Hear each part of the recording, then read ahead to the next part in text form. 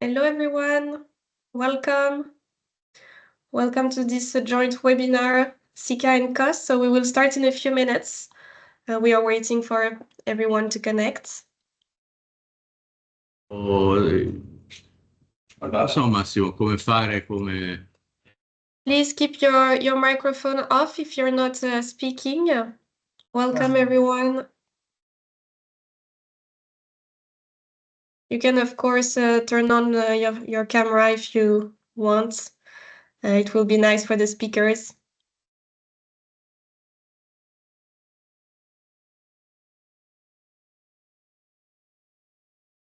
Good morning, good afternoon. Good morning, Andine. Good afternoon. Hello, Fanny. Hello everybody. Hi, Fanny. Hi.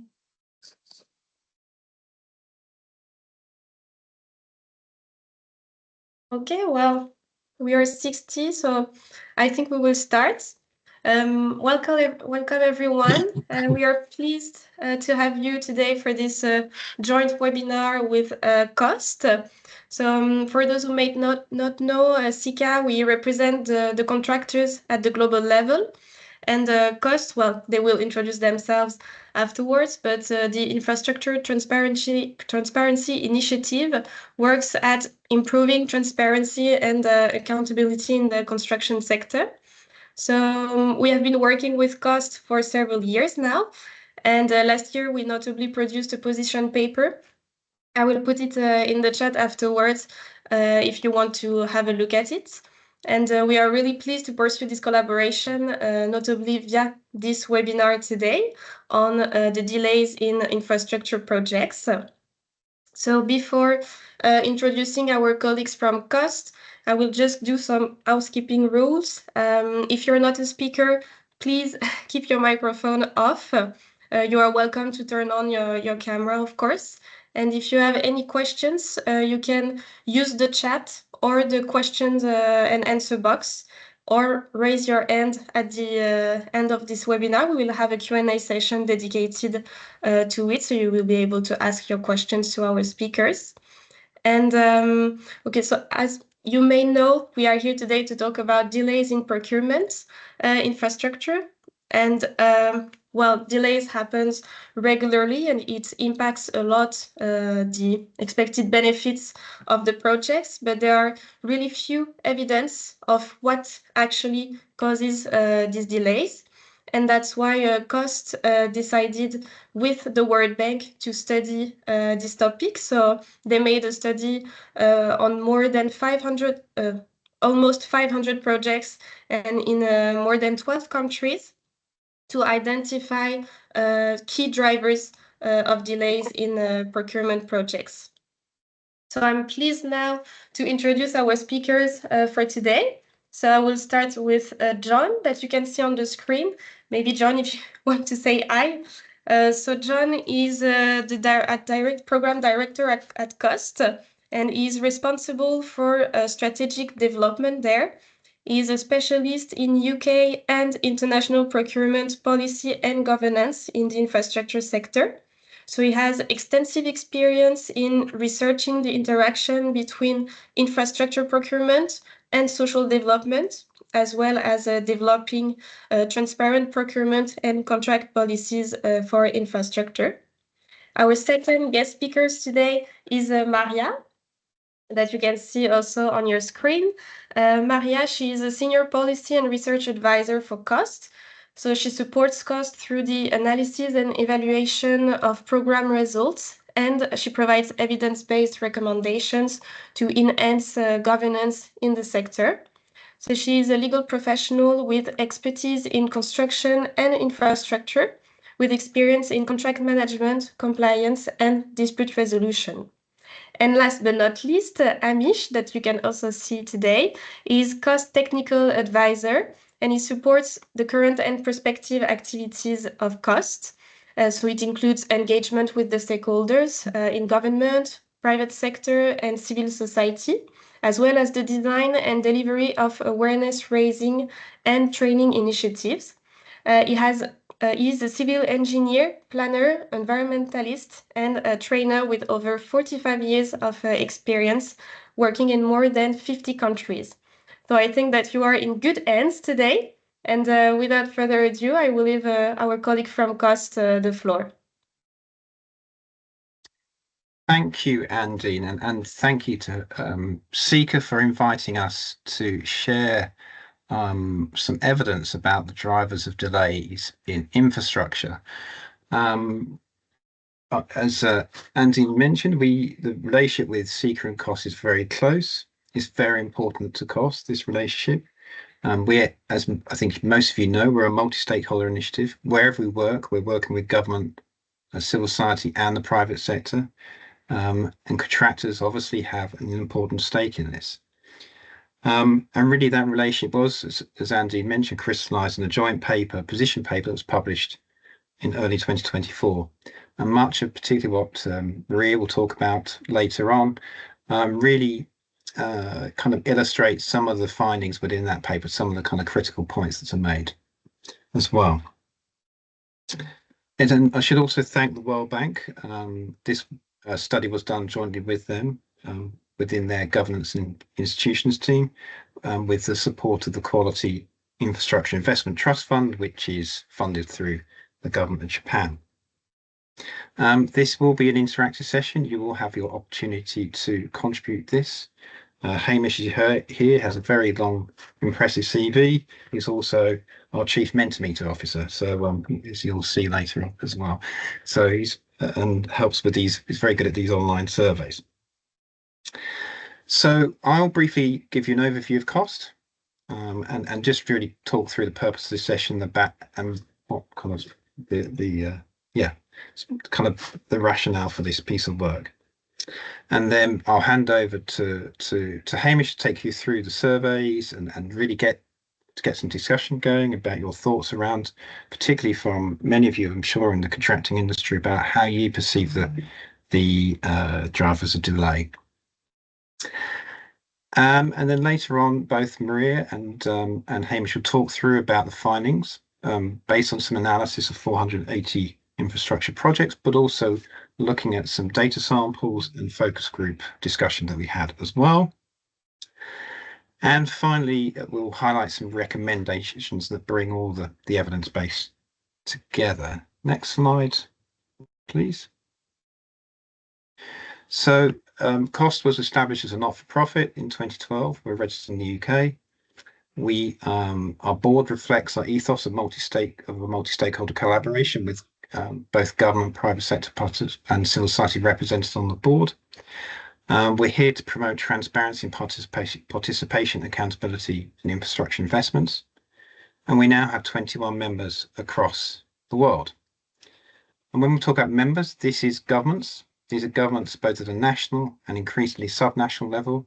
So we have cities in places like Bogota and Cali in Colombia, small kind of little districts in the island of Lombok in Indonesia, large states like Jalisco, and then at a national level, big economies like Thailand, and then more smaller economies like Malawi. So we have a very broad range of governments we work with, and very importantly, they bring their civil society and private sector partners to the table, and everyone has an equal voice at that table.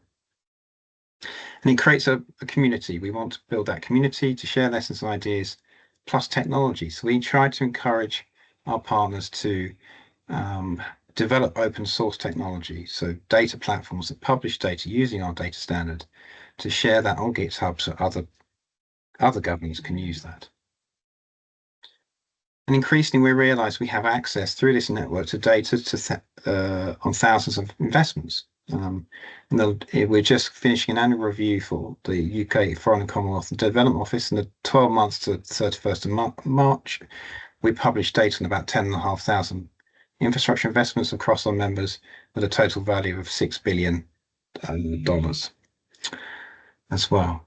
So really, this study really was a start in terms of understanding what the data tells us. Next slide. Because the critical thing about transparency is that enabling more information to come into the public domain. And when used, that helps to generate evidence. So we're going to talk about delays, as you well know, and it's viewed as endemic, but also to a certain extent norm. And if you think about the amount of thinking and research into cost increases, there really is very little comparison in terms of studies around delays. I mean, the IMF will talk about average of 30% increases in cost increases within the sector, but there isn't really equivalent figure around delays within the sector. But we know that deferral, when delays are severe, this obviously has an impact in terms of deferral of economic and social benefits. I mean, one example of this is many of you know, many of you have travelled on the Queen Elizabeth line since it opened 3 or 4 years ago in London, that links the west of the city to the east of the city. But it was 2 or 3 years delayed, and Transport for London, because of that delay, suffered. Were not able to access £1 billion per annum in expected revenue. But the project is still viewed as a success, because 1 in 6 train journeys now in the UK is on the Elizabeth line. But we need more evidence, though, to understand that economic impact more broadly as well. So we had started a conversation with the World Bank, and they were thinking about this issue, and we started talking about the evidence base that CoST has, and thinking through, can we do a bit of analysis on this? So today we'll share those findings, but also hear your views as well. There's a link, as you can see on the slide, to the report as well, where all of this evidence base you can read at your leisure. So without further ado, I'll hand over to Hamish. Great. Thank you, John, and thank you, Ondine. Before conducting this quick survey, I'd like to briefly elaborate on how and why CoST is able to help in the process of understanding and addressing the drivers of delay. First of all, one of the reasons that it's so difficult to pin down the reasons for such delays is that management information systems tend to focus either on the tender management stage of procurement or on the contract implementation stage, but hardly ever both. So this can undermine or dilute responsibility for learning lessons from the chronic shortcomings in the form of cost and time overruns. What CoST does, by drawing together the views of the private sector and government and civil society, it helps dig into the reasons for those delays and draws data from both of those systems. Secondly, it can be very difficult for anyone who is not party to a contract, whether that be the lender or a civil society organization, to really understand and pin down what is going on. Firstly, as we'll hear from Maria, the available data is often incomplete or inconsistent, but even when it exists, it can be misleading. For instance, a contractor might experience delayed approvals or payments because of its unwillingness to pay expected facilitation payments. Yet on paper, it might seem as if it is causing the delay. And again, CoST can help in this regard by drawing on the perspectives of the contractors as well as the clients. And finally, precisely because delays are so common, it isn't unusual for contractors to be put under pressure improperly to accelerate. I say improper because such pressure sometimes comes from political figures who have no role under the contract, and in many cases do not understand that acceleration always carries a cost, not least in terms of the need to address the safety risks that often come with it. And again, CoST can help in this regard by helping to clarify and communicate lines of accountability. For all of these things, the bottom line is that CoST is able to bring together different perspectives and therefore understand in much more depth all the nuances of any given situation, and certainly never jump to conclusions or point the finger inappropriately. Okay, so before we hear from Maria on the results of the survey, we'd like to hear from you. as to what you think when you hear the term the drivers of delay. What is your opinion about that? If you could scan that QR code. Oh, it's already coming up. That's very good. And just enter. I think it allows you to put in three words or phrases. And we'll give you a few minutes just to do this and see what pattern emerges. You can do it on your phone or your laptop. On the laptop, you can just go to menti.com and use that code at the top of the page.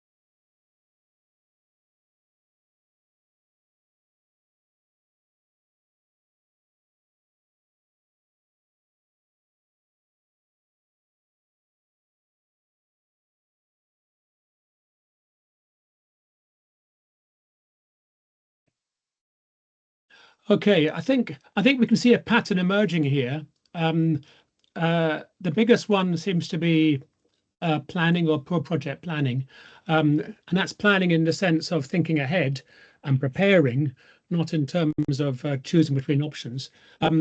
So what happens early on? Then there's reference to poor scheduling, optimism bias, scope changes that also happens as a result of, or it's linked with poor preparation. I saw somewhere award criteria, lowest price, that's bound to have an effect on quality. Taking shortcuts, unclear scope. Okay, so that's really helpful. So we can almost freeze it there and see the focus on poor planning, scope changes, and unclear scope, which are all linked in there. If we can move on to the next question now, Maria. Using the same code, if you can take these standard drivers and prioritize them, you can just move them up or down as you see fit. It'll take a little while to get used to how that works, but then we can see of these 6, which ones you would put in what order, ranking the first as the one that is most significant.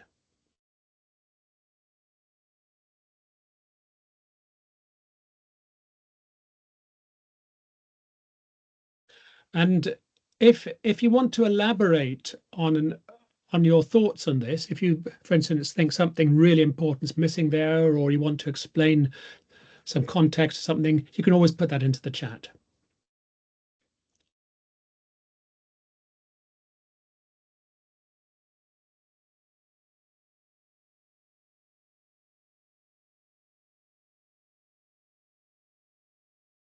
Give it another minute.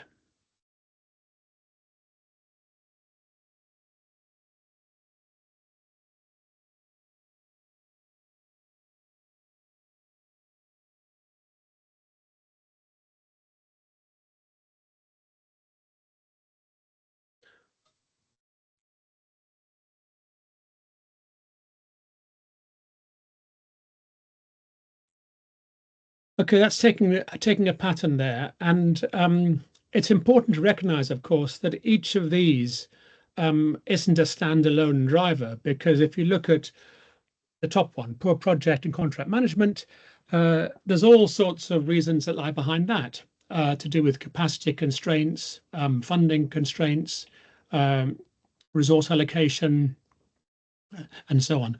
But again, up in up in second place there, incomplete or inaccurate designs. That's part of preparation, and then changes to design or scope of work. And funding constraints has also featured quite highly. And delayed payments, that's interesting because that's what I was talking about, where from the contractor's point of view, that's often a very serious aspect, but it's also a budgeting issue. Okay, let's freeze that there. That's really interesting, and I'm glad that we've got that now, because it provides a good introduction or preparation for what we're going to hear now from Maria. So Maria, over to you. Thank you, Hamish, and thank you, CICA, for the invitation to talk today. So as Hamish said, the idea was just we did hear from your own views. So now we're going to look into the findings from our research and see to what degree it is aligned or maybe distinguish it from with your own views that we just seen on this surveys. So what John mentioned before, this research was jointly conducted with the World Bank. And the way we divided, we envisioned to conduct the research was with multiple sources of methods and approaches, so we could have a really diverse source base. So we started with a literature review. Actually, the bank did that selection of initial papers, and then ourselves in CoST, we helped them assess it, and we graded the literature based on how relevant they were, the quality and the age of the research. And I think one point that was very interesting to see from the beginning when we're looking into the literature review is that they're mostly based on really perception surveys, perception from contractors and perception from the procuring entity, which means that it does carries some subjectivism in the way they're assessing, some may bias because it's based on perception, their own opinions. And that's why when we developed the methodology for the research, we combined that with data on concrete projects, so on real life projects from two different sources.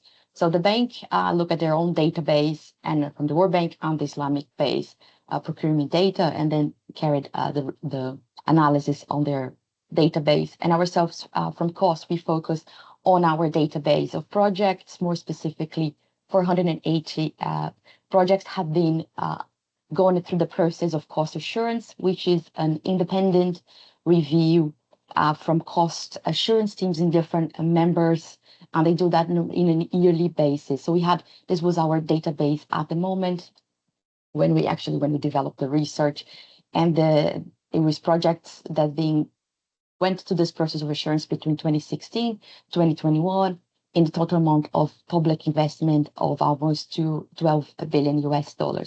And the whole idea was, again, just to combine that with the literature and see how, with more third parties assessing those projects, how we could, what kind of findings we get in contrast to the literature, which is based more on perception surveys.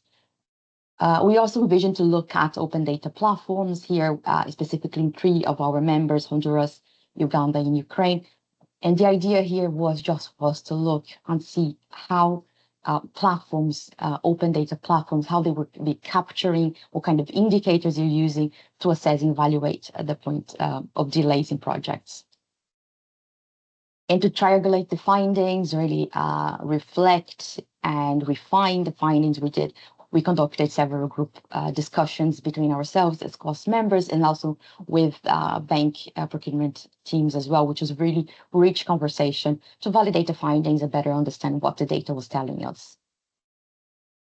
So today we're really focused on our database of projects, this 480 projects that I will be focused on, but in the full report that you had the QR code before in the link, you can find the full report, including the analysis of the World Bank database as well. I think what is important and is going to be really, you're going to see that from the findings is how we framed, how we understand of delays, and really adopted an approach that look at immediately drivers of delays and also distinguishing from deferred drivers of delay. As the name is already suggesting here, immediate driver would be a cause of delay that is really occurring and manifesting at the same stage procurement. So for example, delay payments to a contractor, and that is really causing some delays for that contractor to achieve a certain milestone on construction stage, for example, or delays to deliver materials on site, and those materials are needed for certain activities that are therefore delayed. So it's really the idea of being caused very close immediately driver, and the consequence seen quite immediately as well. And as opposed to a deferred driver would be when you have a cause of delay that is really occurring at one stage, but really manifesting later on the project cycle, is the whole idea of having those cascading impact or domino effect. As you can think about a lack of a survey studies or incomplete survey during planning, and that be cascading down to execution or the implementation of the project, and you need to further develop more design studies, for example. So that would be the difference. And why that, you know, the idea would be why we adopted this kind of different lenses to distinguish those two natures of drivers. It was because we wanted to look beyond consequences, beyond the symptoms of delay, and really go back to the root causes to see, is there systemic issues causing those delays? So that's what explaining that was a bit the framing from the analysis. In terms of the sample, those 480 projects really across the different regions and different sectors. As you see here, Latin, Africa, and Eurasia. Just to highlight in case Eurasia here, the members that we had at the time was mostly Afghanistan, Thailand, and Ukraine. So that's what representative. Afghanistan and Ukraine at the time were still active programs in CoST. And roads, almost 40% of the sample, but you do see quite representation from different sectors as well. So quite different types of projects involved in our sample. Before I move to the findings, I just wanted to briefly say about limitations. And as I mentioned to you, the source of our analysis is those assurance reports, those independent review reports prepared by CoST teams. So we look to those reports, what they have stated, and what narrative of delay they have. And based on that, we catalog those delays. We categorize those delays using that framework that I mentioned before. So we did not look at contractual projects. We did not look at tender documentations, or more specifically, every underlying documents that the assurance teams or the teams in CoST members have looked themselves. So we looked on what the assurance reports those independent review teams have stated in there, and based on that. So we're limited in our findings from what has been stated in those reports. So you just know. Those reports are public. You can find those assurance reports in the CoST website, as well as the CoST members, different websites as well, and they would be in the language that they have been prepared. So if we're talking about Latin America, it would be Spanish. That's there. And also, I think important to say that how those assurance reports, how they understand delays. So they're saying they're qualifying delays or understanding delays as would be like a time overrun from between the planned schedule and the actual schedule at the time they did the analysis. So that because in our standard of cost, infrastructure transparency initiative, our data standards, those two are data points. So it's a data that is collected when they do that analysis. So that's how they were qualifying as delays. In terms of the findings, I think the first one, when you look at the full data set of 480 projects, the first important finding for us to share with you is that almost 40% had no information on delay. So 186 projects had no information on delay. And that in itself was quite an insightful point, because it just shows two different things. One, issues of transparency. So the assurance teams did not have access to that information because it was not available. And second of all, as well, maybe issues about how delays might not be properly recording it in documentations from projects. So that's just one information that we look and say, yes, there's an issue, maybe transparency and also record keeping on projects as well. But if we focus on the rest of the sample, so we identified that 43% or 205 projects, they had delays between 2 and more than 600%. And only 82 projects were really outliers there, and they had no delays as well. When we remove the projects that did not have information, we focus on the remaining we identified that mostly what to say is like 70% of projects, they're being concluded with delays in the original time schedule. And this was quite consistent with the literature that shows a similar number there, 74% against 71 in our data. But the difference was mostly when you look at the average length of delay, that the ones from our data set really almost double the one we see in the literature, which means that on average, the project that we assessed that were in our CoST database, they took 73% longer than originally planned for them to conclude. We did also like an analysis focus on the road sector because it was the most prominent, as I mentioned, in terms of almost 40% of the sample. And although we didn't have many projects where all the information was available because of the issues I mentioned before, we thought it was still valuable to share with you some of the specific sector-specific findings because they do bring some lights. We're not trying to explain all this, extrapolate the findings, but I think it does show some interesting lights. When you look at funding source, for example, internationally funded projects, they tended to be more delayed than domestically funded projects. And when we filter by tender method, we saw that open bidding contracts that went with open bidding as a tender method selected, it tends to be showing less delays than restricted bidding or contracts that have been directly assigned to a certain contractor. But I think really the key takeaway from the research is about when we look into those causes of delays using that framework that I mentioned to you about the deferred causes, we were able to look at and identify the 60% of the identified main drivers of delay would be traced back to planning issues, 60% of those, and less related to tender and less related to contract execution itself. And the reason being exactly because we identified more drivers of delay that would be those cases of cascading or deferred drivers that might just be shown later on, but are still connected with issues in preparation. So just to give you a bit of an idea what exactly those different drivers that we identified, which are they. So we have per stage of the project cycle. So starting here with project preparation, here in the chart, you see the numbers on the top here, means the number of projects where that driver had been identified.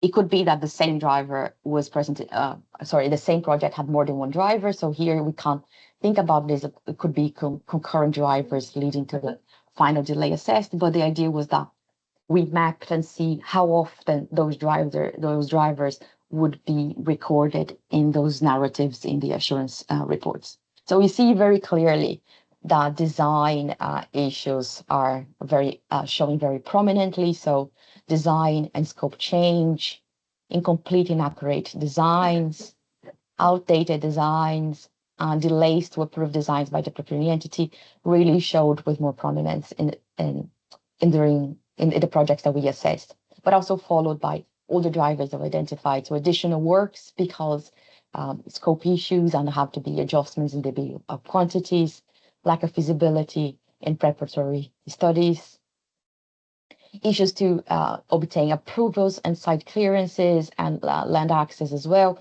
which is very common. We identified mostly in the road projects. Also lack of funding, just to remember that planning is not about technically planning, but also funding planning throughout the project. So you have funds throughout the execution stage. You just showed as well issues to cause delays later on. And you can say like two issues related to social aspects, either because there was no social engagement when you're supposed to be in the early stages and that leading on either this to be carried out later on the project or end up causing conflicts during the project and that accumulating to delays, or even population relocation when there was settlements needed in the project because of land expropriation and have delays really relocating population. If you look at tender management more specifically, we see the most commonly identified cause of driver of delay. It would be just not complying with the stipulated periods. If you have a procurement law stipulated certain periods in between for all the activities and just exceeding those delays, exceeding those deadlines. But also contractors' liquidity, when you have a project price exceeding the available budget. And in some such cases, it would mean not only a delay in the tender specifically, but then you needed to retender, which means like coming back. So, for example, when happened that they actually had a price contractor selected based on the budget was not there, so you needed to retender and restarting all the tender process as well. And different issues during the process related to documentation. So either because there was error in the documentations, challenges to the bid results, when somebody that lost is not the bid winner, just challenges the results, or different kinds of technical issues with the documentation, as well as contractors' capacity, which is very similar to the liquidity issues here. Sometimes they're framing a bit different. That's why we capture the different nuances as well.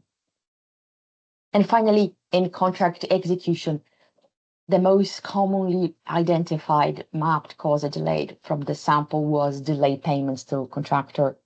It was the first one, mostly commonly, followed by weather conditions. So either extreme weather, you can see, but also when they have more specifically rainfall and landslides were also mentioned, that we could group them together and say it's all the impact of weather causing projects to be delayed. So that would be the second most common, or if you do combine there, it'd be very similar to the first. Then COVID, because at the time of the research, COVID was still very, very much a part of our lives. And you see that in contracts being paused, interrupted activities because of that, and the consequences felt it in terms of project conclusion. And then different sorts of what you could say types of or issues of poor management. So poor supervision, lack of equipment and materials being delivered on the scheduling time, poor contractor performance, poor site coordination, and delayed answer to contractors. So different ways that we could, in a way, group them together as poor contract management as well. And what I think was, since we're always looking about the drivers and through the perspective also the literature review, I think was interesting for us to compare what our data was saying and what the literature was saying. It was pretty much a result of adopting that framework of the FIR drivers, because we could trace back to issues of design. So really like change to design and scope changes, incomplete inaccurate designs, and view of quantities, which in a way was very similar to the results we got from the survey that we just do with the Mentimeter just now review. So again, like we see very similar scope change, unclear scope, planning and bad planning, and poor planning was the one showing in the results that we just did. So it's very consistent with the findings from our data set as well. Whereas in the literature, we have a bit more focus on drivers that are connected to the execution more specifically. So poor project and contract management and funding constraints, which when we did the voting exercise, the second one, Mentimeter, did show as well as issues of funding as quite higher up when you say what's the move, when you're trying to rank them. So it's quite, you can see a bit of both worlds like showing up in the results here. Finally saying about, as I mentioned before, about the methodology, we did intended to look at open data platforms, and we actually developed that. We won't see much on the report. And the reason was that because the goal was to assess open data platforms and see to what degree the way they were capturing delays.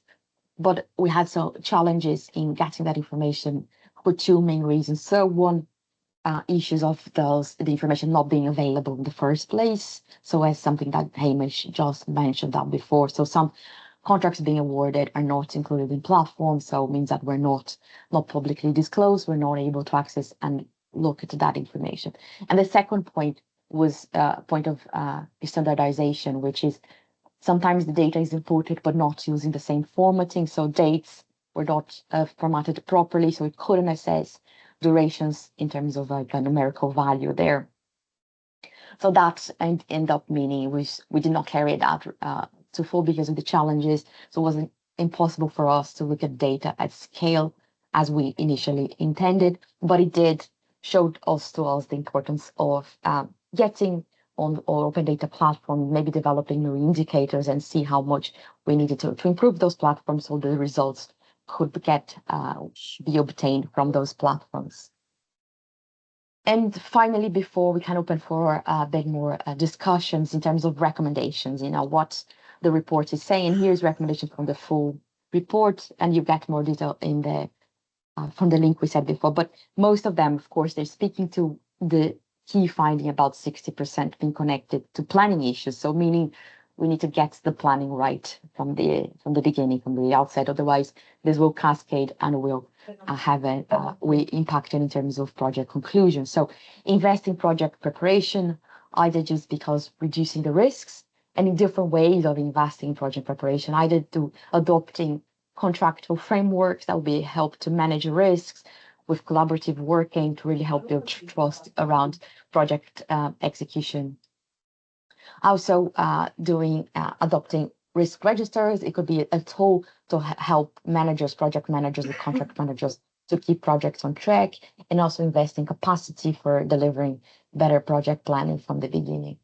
And also, one point that I mentioned before, not forgetting that when you say about planning, is not only technical planning, the financial planning, because it also, if there's no funding in place when you need it to have, it will cascade and you have delays in the end. So just considering that as well as part of planning from the technical side, and also in terms of the cash flow that needed, the budget that's needed throughout all the years of the execution, particularly when you have a multi-year project, for example. In areas of research that we identify, so first, when I just mentioned when talking about open data platforms, is just to look into more detail what kind of indicators we could develop to help capture that better, not only just improve how the data that is inputted as well in terms of better standardization, but having better transparency on the information that is available there. Also looking to those 82 projects that I mentioned before, because they were the outliers. So I think looking the outliers with a zoom in lenses would be really interesting to see, to understand why they actually didn't have delays. Is that some commonalities, something that could help us explain the better results? Is that some structure in place in terms of the way they're conducting work? Is that some sort of collaboration through different ways? What kind of structure institutionally wise as well that could help explain? So I think it would be very interesting to look and see if we can get some lessons from those 82 projects. Of course, the role of trust is something that Hamish touched before, and he's really an expert in that, of building trust in terms of preventing delays. But not only the role of trust itself through collaboration, but also the idea of a multi-stakeholder work that, as John mentioned before, CoST is a multi-stakeholder initiative. So we work with different stakeholders in the sector. As complex as the sector is, it's just needed those collaborative approach to help prevent and help deliver projects on time, on budget, and all that. But also, I think the last point about PPPs, because our sample, it was just only traditionally funded projects, so funded by public budget. But we know now that, private investment is really key for us to close the infrastructure gap. So looking at PPPs, the structures, the risks, allocation, and all that, to try to understand whether drivers of delay and PPPs will be the same as the one we identified, is also, it would go back down to the planning as well. So it would be interesting to look at a sample of PPPs and trying to do the same exercise, map those drivers, see how often they're occurring, and looking at through the same lens of the deferred drivers or immediate drivers to understand the dynamic as well. So I will pause here, and I think we can open for the floor for comments and questions as well. So happy to take questions as well. I cannot see the slides because I'm sharing, so I'm happy if one of my colleagues could look at the chat as well. Thank you, Maria, John, Hamish, for this really comprehensive and really well-timed presentation. So I already see some hands. So maybe, Emre, if you want to start, please state also your company and a bit of your background so we understand better your question. Okay, thank you. I am the contracts director of Yapı Merkezi, an international contractor. Mainly, we are participating in infrastructure projects, particularly railways, and we are, according to ENR, sixth biggest railway contractor in the world. And I want to ask this one. We are generally concentrating on the delays after project's commencement. But from my perspective, we should also analyze one another thing. There is a huge competition in the market, and generally project durations are pre-identified by the employers who does not generally reach those, that duration with planning or analyzing their own budget. And there is a duration, there is a huge market over there. There are many competitors, and you need to get the job. So it became a habit. Each party knows that there will be a delay. The employer knows it, and the contractor knows it. Think like this, there's a class. In order to attempt to class, you need to commit to get 100 mark out of 100 in order just to attend that class. Otherwise, you will not be graduated, right? A contracting company, a contractor has to get a job. Therefore, even if the employer's targets are unrealistic, we just commit. We just commit. And employer also knows this. So the problem starts from the very beginning. Yes, the project management, budgets, etc., those are very important drivers. But previously I have seen McKinsey and Company, there is an analysis statistics from them. 98% of international infrastructure mega projects are delayed. So this cannot just be, explained by the wrongdoings throughout the project, but the duration, initial duration, because of this competition and the political reasons are selected wrongly. I mean, I need your opinion about this, frankly speaking. What do you think?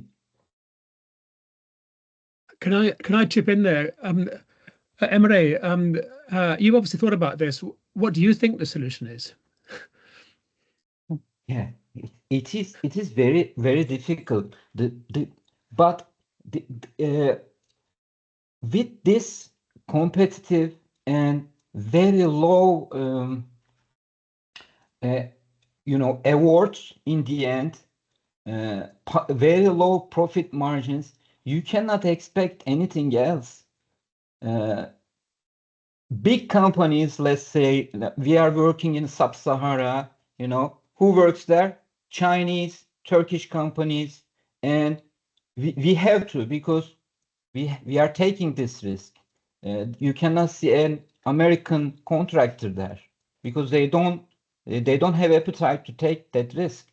But since the market is so small, what else do you expect? I mean, we cannot explain this problem by just project management or funding, etc. We are bringing the funding as well. Politics is the main driver, I believe. Can I just quickly throw in one other aspect of this problem? I think if we can succeed in defining the problem more clearly, the solutions will become more obvious.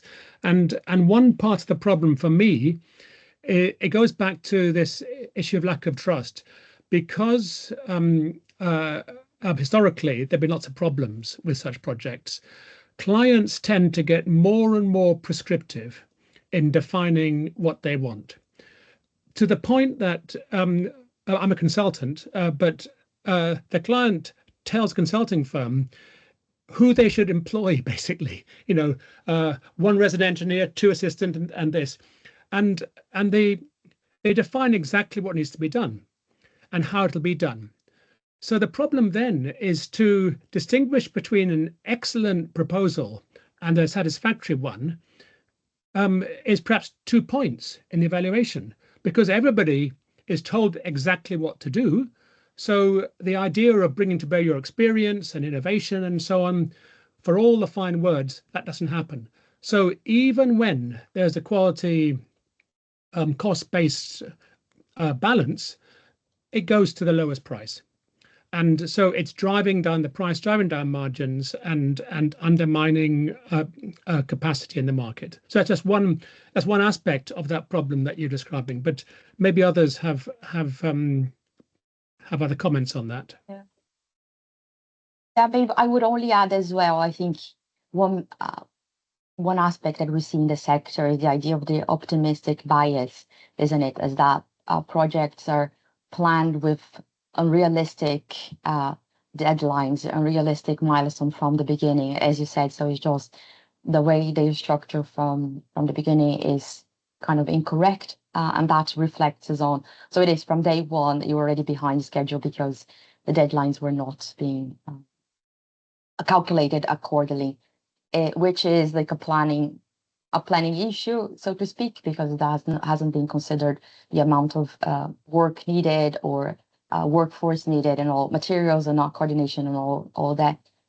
But I think it's just also speaks to the point that Hamish just said. It is just sometimes is because you have in the sector this drive for the lowest offer in selecting bids. It just pushes one kind of feeds the other aspect, and then end up seeing what we see. But I think I'm just trying to explain the other aspect.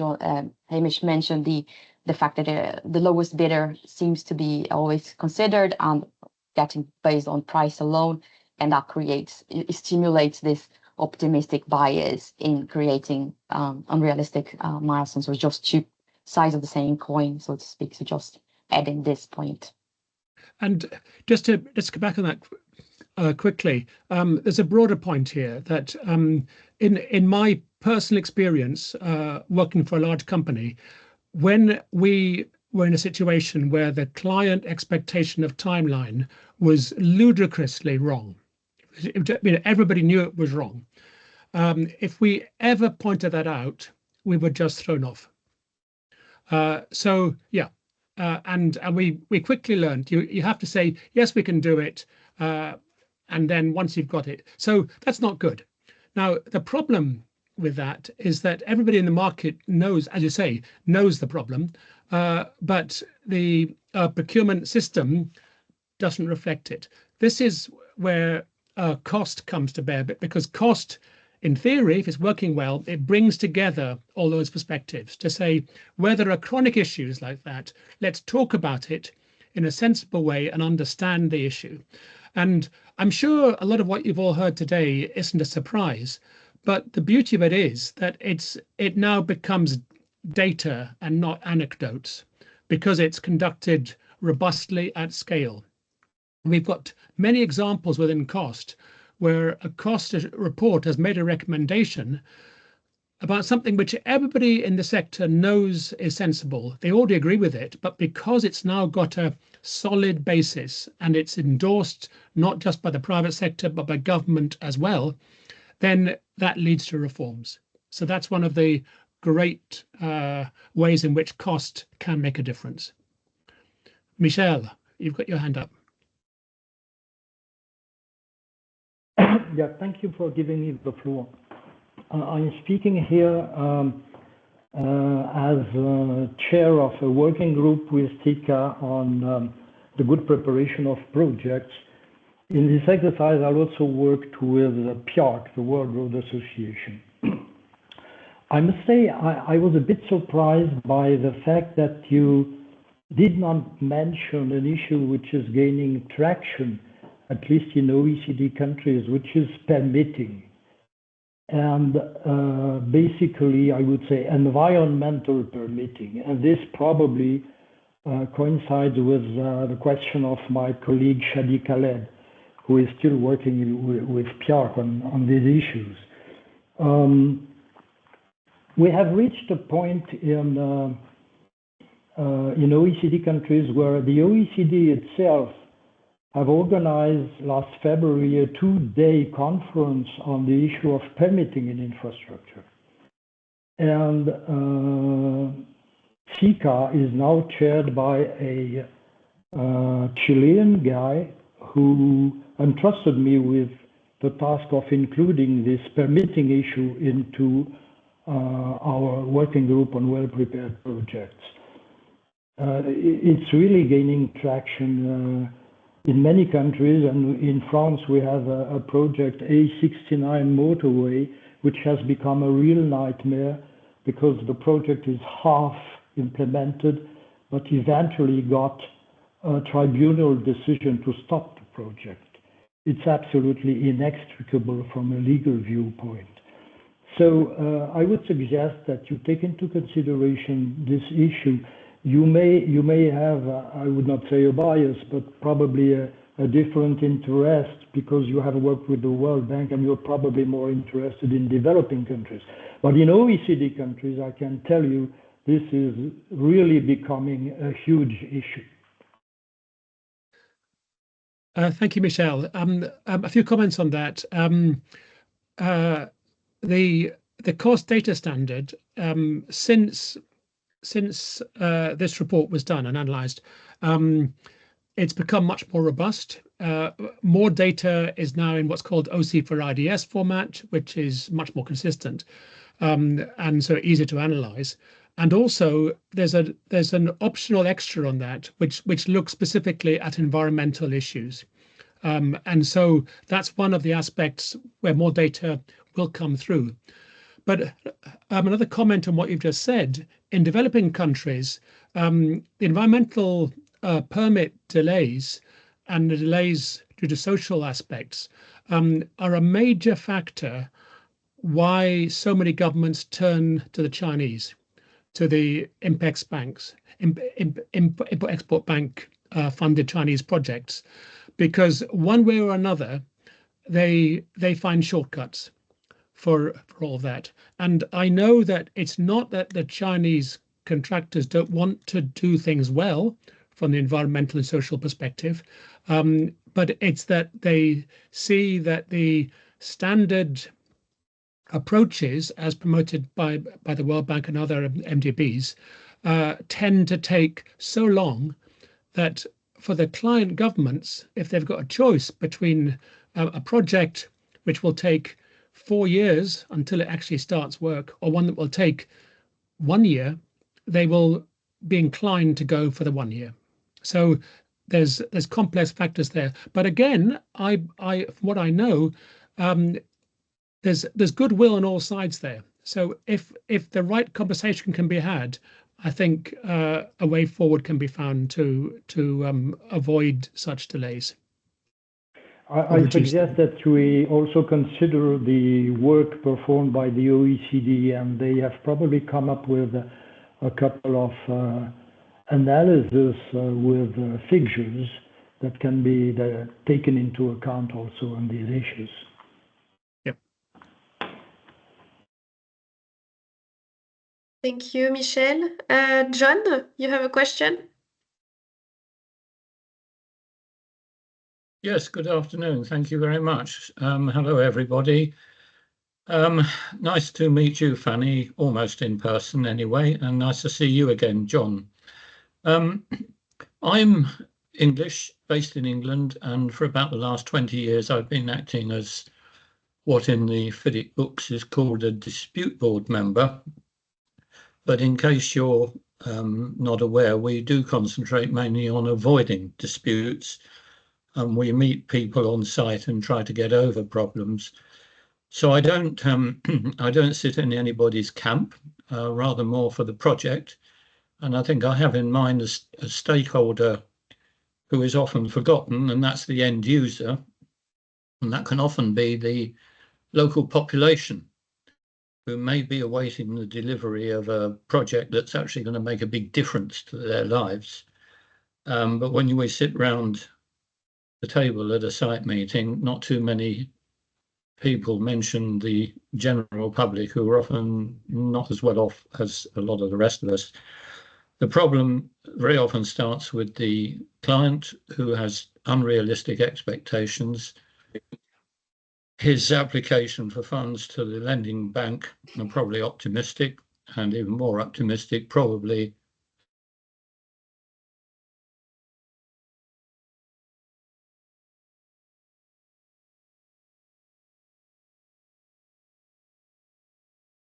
I think we just lost John.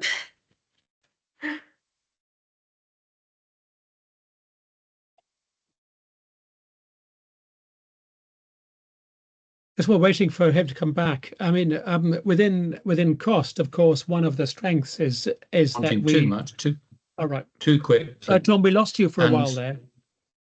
Yeah, can you hear me now? Yes. Okay, I'm sorry. Well, what I was about to say was that the problems with unrealistic expectations start with the employer, who is probably unrealistic in his view of time and money, and his application to the bank for funds is probably optimistic. He's even more optimistic about his ability to repay the loan. And I think it needs contractors and the rest of the site team to turn to the client and say, look, you're looking for too much here. You're going to get what you cause. And what is often caused is delay, extra costs. And of course, it's nobody's fault. It's all the other guy, always the other guy's fault. And so you get on a slippery slope with interest and financing charges mounting. And I think because this is a people industry, it needs the people to have the professional backbone to stand up and tell people it's unrealistic. And, you know, I don't have a foot in either camp. Anyway, that's my few dollars worth.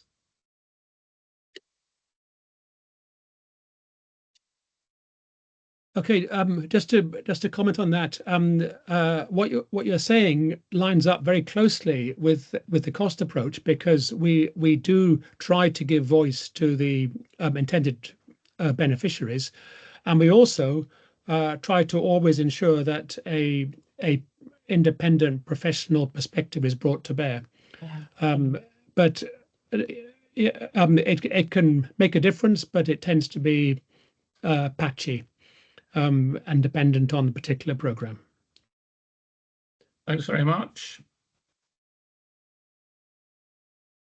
Thank you. Well, if we don't have any other reactions or questions, I think we are at the end of this webinar, almost perfectly on time. Well, Maria, Amish, and John, thank you very much for your presentation. The study is available in the comments, and we will share it again with you all. And the recordings will be available on our CoST and CICA channels. Maria, do we have the go to share the presentation? Would that be okay? Yeah. I put it here in the link. I think this is also my Perfect. colleague Justin just posted as well. So it's here now in the chat. Perfect. Thank you very much. And we hope to see you soon in another webinar or, in person if we're lucky. Have a very good day and see you soon, I hope, everyone. Thank you. Guys, thanks so much. Thank you. Thank you. Bye-bye. Bye-bye. Thank you very much. Thank you. Thank you. Bye-bye.